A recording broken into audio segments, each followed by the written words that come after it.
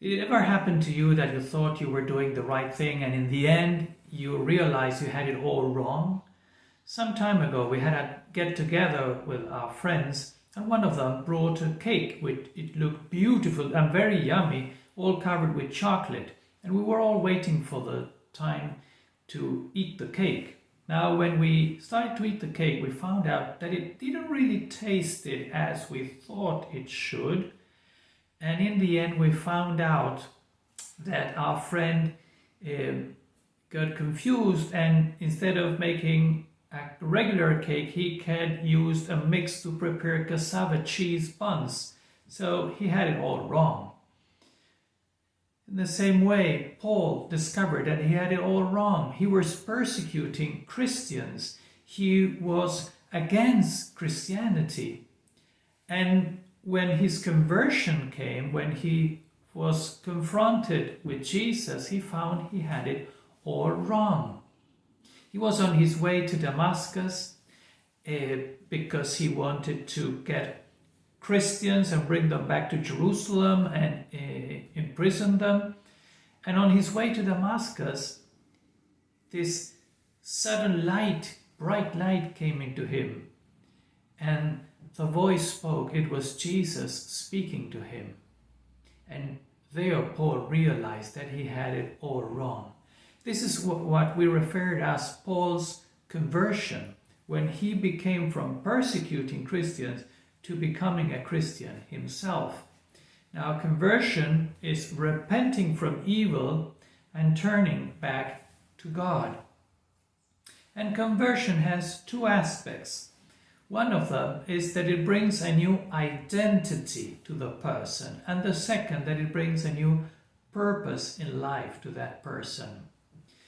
When Paul was left blind because what happened in his way to Damascus, he entered the city, and after 3 days of fasting and praying, Ananias, a believer there in Damascus, came to him and prayed. And Paul was filled with the Holy Spirit after he repented, and he was baptized.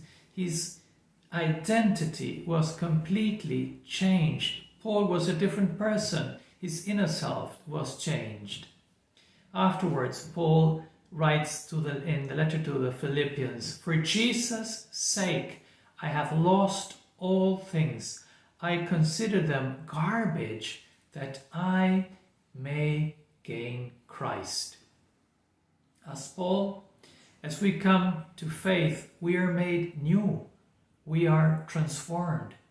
Our identity is changed. Our beliefs, our character, our behavior is completely changed. But not only Paul's identity was changed, also his purpose in life. Paul lived until then a very, we would say, negative purpose in life.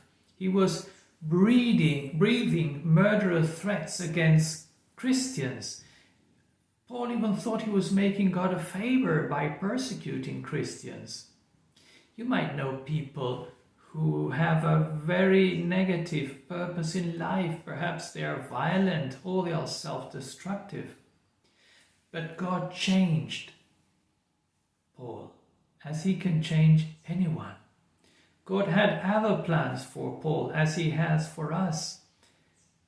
Paul was transformed from hating people to loving people, from persecuting Christians to preaching about Christ.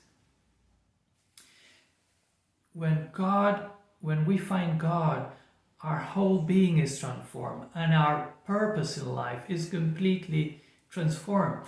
Paul realized that until then he had been wasting his life, his energy, his time, his knowledge, his talents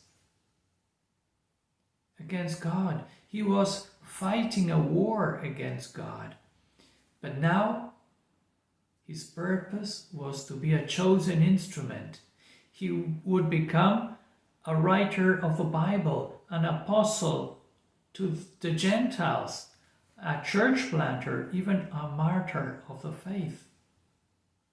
And when we read about Paul's story of conversion, we realize that no one is so insignificant, useless, disposable, that God cannot change him, because God has a plan for everyone.